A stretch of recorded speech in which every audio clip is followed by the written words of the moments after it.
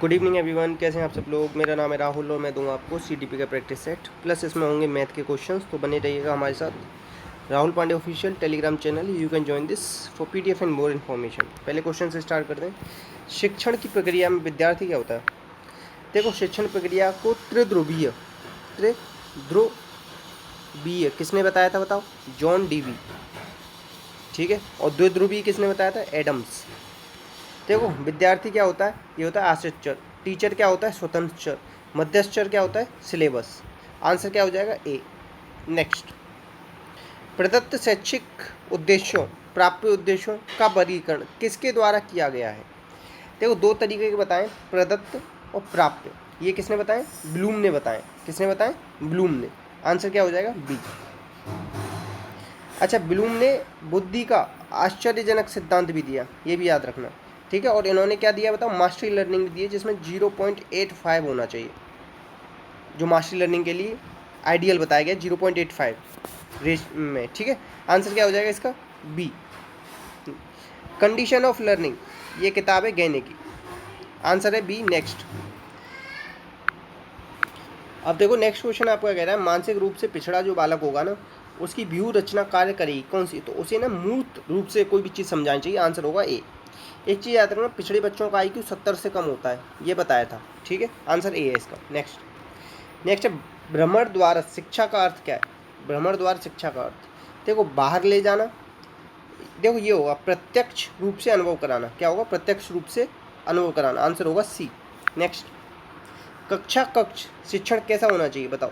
ये होना चाहिए संवाद मूलक, मतलब टीचर भी आपसे क्वेश्चन करे और आप भी टीचर से क्वेश्चन करो। आंसर होगा ए। नेक्स्ट, एनसीएफ 2005 में कितने फोकस पॉइंट थे, पहले तो ये बता दो। 21 थे। और ये किस पे आधारित थी, शिक्षा। ये किस पे आधारित थी, ये आप बताना। ये किसके निबंध पे आधारित थी, ये थी रविन्द्रनाथ टैगोर के निबंध। कौन सा, सभ्यता एंड प्रगति, ये भी याद रखना। ठीक है। और प्राथमिक विद्यालय में बालकों को निम्न में से बेहतर माना है किसको, स्वयं के द्वारा किए गए अनुभव को। आंसर हो जाएगा सी। ठीक है। इससे पहले कब कब आया था, 1975 में आया था एनसीएफ, 2000 में, और फिर आया था 1988 में, फिर आया था 2000 में, आखिरी आया था ये चौथा एनसीएफ था ये इंडिया का 2005 में। आंसर क्या हो जाएगा, सी। ठीक है। नेक्स्ट, छात्रों में चिंतन एवं तनाव को कम करने के लिए कौन सी मूल्यांकन प्रक्रिया अपनाई जा रही है। तो ये अपनाई जा रही है सतत और समग्र। आंसर क्या हो जाएगा, ए। CCE कब से लागू हुआ, 2009 से। और 10th क्लास में कब से लागू हुआ, 2010 से। ये क्वेश्चन पूछा गया था कल परसों कि 10th क्लास में कब से लागू हुआ। नेक्स्ट, भावनात्मक पक्ष से संबंधित उद्देश्य किससे संबंधित है। भावनात्मक पक्ष में क्या आएगा, देखो, ज्ञान, बोध, अनुप्रयोग, ये सब किस में आते हैं, संज्ञान पक्ष में आते हैं। किस में आते हैं, संज्ञान पक्ष में। ठीक है, संज्ञान। और ये जो अनुमूल्यन है ना, ये आएगा भावनात्मक में। तो आंसर क्या हो जाएगा, सी। और ये किसने बताया था, क्रेथमेल और मासिया ने दिए थे भावनात्मक पक्ष। नेक्स्ट, निम्न में से कौन सी विशेषता एक उत्तम परीक्षण की नहीं है। देखो, विश्वसनीयता होनी चाहिए, वस्तुनिष्ठता होनी चाहिए, विभेदकारिता। समझ रहे हो, दो बच्चे पेपर दे रहे हैं तो दोनों में अंतर कर पाए। ऐसा नहीं कि एक बिना पढ़ा लिखा भी बच्चा उसे दे रहा है, एक पढ़ा लिखा भी दे रहा है और कोई अंतर नहीं कर रहा है, दोनों को बराबर नंबर आ रहे हैं। ऐसा नहीं होना चाहिए, विभेद करना आना चाहिए। तो योजना, बी इसका आंसर है। योजना का कोई भी इससे मतलब नहीं है। आंसर क्या है, बी। नेक्स्ट, प्रक्षेपी शिक्षण सामग्री का उद्देश्य उदाहरण कौन सा है। प्रक्षेपी शिक्षण सामग्री, तो ये कौन सा होगा बताओ। ये मॉडल होगा, मॉडल 4 तो होगा नहीं, बुलेटिन बोर्ड होगा नहीं, ओवरहेड प्रोजेक्टर हो जाएगा। कौन सा हो जाएगा, ओवरहेड प्रोजेक्टर। आंसर है बी। नेक्स्ट, निम्न में से कौन सी शिक्षण विधि मानसिक निष्कर्षों को महत्व प्रदान करती है। तो मानसिक निष्कर्षों को कौन सी महत्व प्रदान करती है बताओ। व्याख्या तो करेगी, व्याख्या यहाँ भी नहीं करेगी। ये कौन सी करेगी, मानसिक निष्कर्षों, समस्या समाधान विधि। आंसर क्या हो जाएगा, सी। नेक्स्ट, निम्न में से कौन सा विज्ञान के उत्पाद के अंतर्गत आता है। विज्ञान के, देखो, जैसे ऐसे समझो कि न्यूटन थे, उन्होंने 3 नियम दिए, तो आखिरी में क्या निकल के आए थे, उसके नियम निकल के आए थे। आंसर हो जाएगा ए।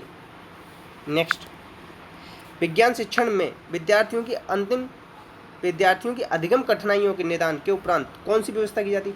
सबसे वो अधिगम किया, बच्चों को कठिनाई आई, ठीक है, तो फिर आपने क्या कर दिया, निदान कर दिया। उसके बाद क्या करते हो, उसके बाद उपचार किया जाता है। उसका क्या किया जाता है, उपचार। आंसर हो जाएगा डी। देखो, सूक्ष्म शिक्षण की कह रहा है, सूक्ष्म शिक्षण को कहते हैं माइक्रो टीचिंग। माइक्रो टीचिंग सबसे पहले स्टैनफोर्ड विश्वविद्यालय 1963 में शुरू हुई थी। इंडिया में 1967 में शुरू हुई थी। कौन लेके आया था, DD तिवारी। वैसे होती है 36 मिनट की, अगर अमेरिका में पूछे तो 45 मिनट की। इतना याद रखना, आंसर डी है। नेक्स्ट, एक क्रमबद्ध प्रक्रिया जो यह बताती है कि बालकों ने किस सीमा तक शैक्षिक उद्देश्यों को प्राप्त कर लिया तो कहलाती, क्या कहलाती है बताइए। इसमें मूल्यांकन ही तो करोगे आप, क्या करोगे, मूल्यांकन से तो पता करो कितना कर लिए।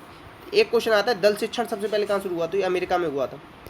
और एसएसटी के बारे में भी पूछता है कि एसएसटी कहाँ शुरू हुआ सबसे पहले, तो ये भी अमेरिका में। नेक्स्ट, राष्ट्रीय यही एनसीएफ 2005 के अनुसार अच्छी विज्ञान शिक्षा कैसी होनी चाहिए, बच्चे के प्रति निष्ठ होनी चाहिए, क्या होनी चाहिए, ट्रू टू स्टूडेंट होनी चाहिए, आंसर होगा बी।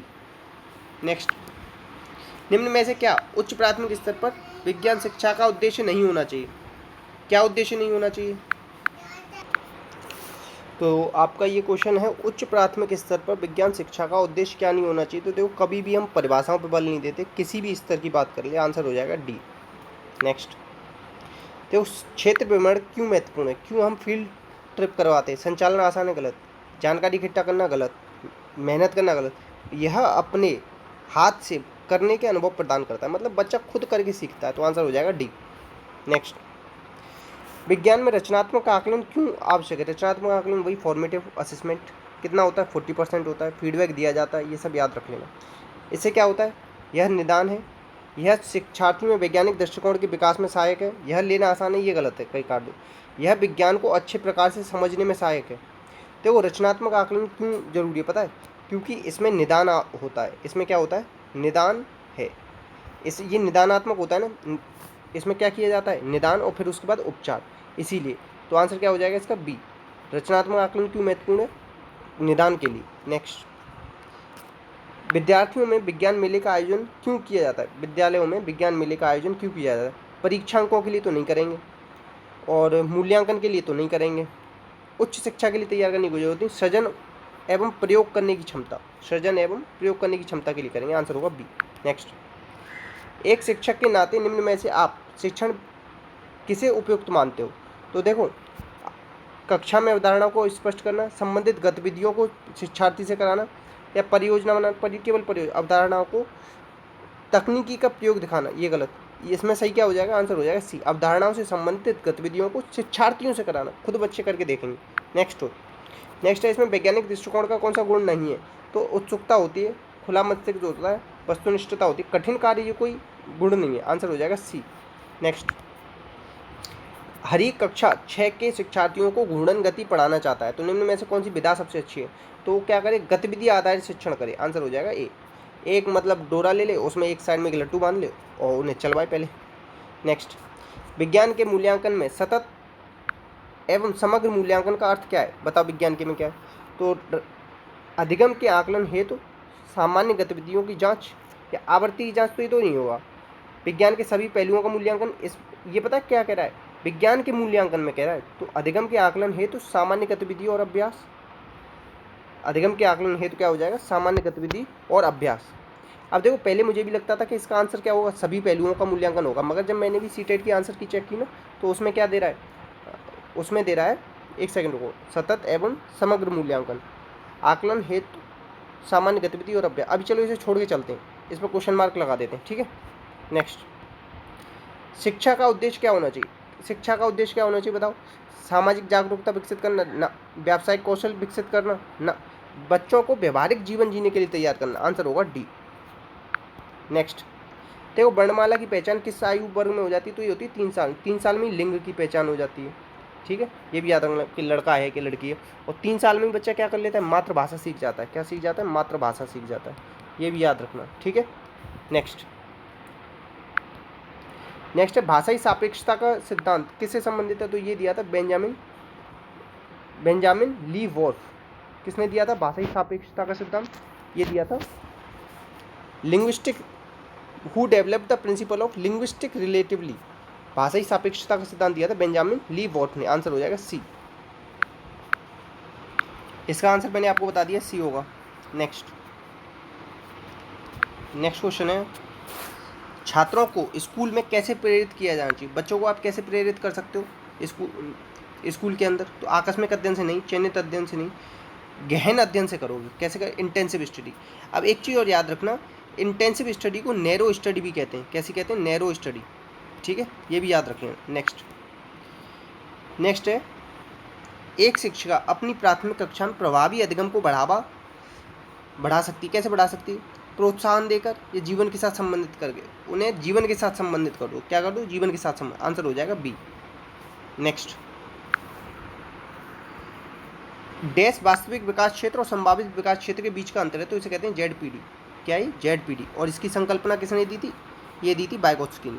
और वाइगोत्स्की ने और क्या बताया था? मोर नॉलेजेबल अदर, ये भी कॉन्सेप्ट दिया था। ठीक है, और इन्होंने रेसिप्रोकल टीचिंग की भी बात की थी। नेक्स्ट, बच्चों के सामाजिकरण की प्रक्रिया कब शुरू होती है? तो जन्म से ही शुरू हो जाती है। और सामाजिकरण की प्रक्रिया कब से शुरू होती है? जन्म से। ए। नेक्स्ट, कौन सा अवस्था उत्तर रूढ़िगत नैतिकता है? उत्तर रूढ़िगत नैतिकता किसकी बात कर रहा है? ये सब कोहलबर्ग की बात कर रहा है। उसकी एक थ्योरी है ना, मोरलिटी की थ्योरी, नैतिकता का सिद्धांत, और उसमें ही उन्होंने कितने बताए? लेवल बताए 3, स्टेज बताई 6। ठीक है, और कोहलबर्ग को किसने क्रिटिसाइज किया था? कैरोल गिलिगन ने। ये भी याद रखना। तो देखो, इसमें आता है, उत्तर वाले में आता है सामाजिक कॉन्टेक्स्ट ओरिएंटेशन। आंसर हो जाएगा डी, सामाजिक अनुबंध अभिविन्यास। नेक्स्ट, कौन सा पाठ्यक्रम पारंपरिक पाठ्यक्रम होता है? पारंपरिक पाठ्यक्रम कौन सा होता है बताओ? ये होता है एक्सपीरियंस सेंटर्ड या एक्टिविटी या सब्जेक्ट, तो ये हो जाएगा सब्जेक्ट सेंटर। कैसा? Subject centre. देखो, इसमें आंसर भी दे रखा है। तो कौन सा ट्रेडिशनल कैरिकुलम कौन सा? सब्जेक्ट सेंटर हो जाए। अब आजकल जो लेटेस्ट में कैसा चल रहा है? लेटेस्ट में जो चल रहा है ना, वो चल रहा है एक्टिविटी सेंटर्ड। नेक्स्ट है प्रकृति पोषण। देखो, प्रकृति को पता क्या कहते हैं? आनुवंशिकता। पोषण को पता क्या कहते हैं? ये कहते हैं आपको वातावरण। तो ये किससे रिलेटेड? आनुवंशिकता और पर्यावरण से। नेक्स्ट, अब देखो, ये क्वेश्चन है आपका, इसमें पता है क्या करना है? सीधे ये वैल्यू दे रखी है, ये दे रखा है। अब वैल्यू निकालनी है √4a + 8b प्लस और -c, इसकी वैल्यू निकालनी है। तो देखो, a के आगे क्या ले रखा है? 8, b के आगे 5, c के आगे -9। तो डायरेक्ट रख दो इन्हें। क्या कर दो? डायरेक्ट रख दो। तो 8 चौक 32, 8 पंच 40, ठीक है, और 9 30 27, माइनस माइनस क्या हो जाएगा? प्लस, तो 27। तो ये क्या हो जाएगा? √100, बाहर निकल के मान क्या आ जाएगा? 10। नेक्स्ट, अब देखो, इसमें क्या कह रहा है? इसमें कह रहा है कि 7a + 5b की वैल्यू बतानी है।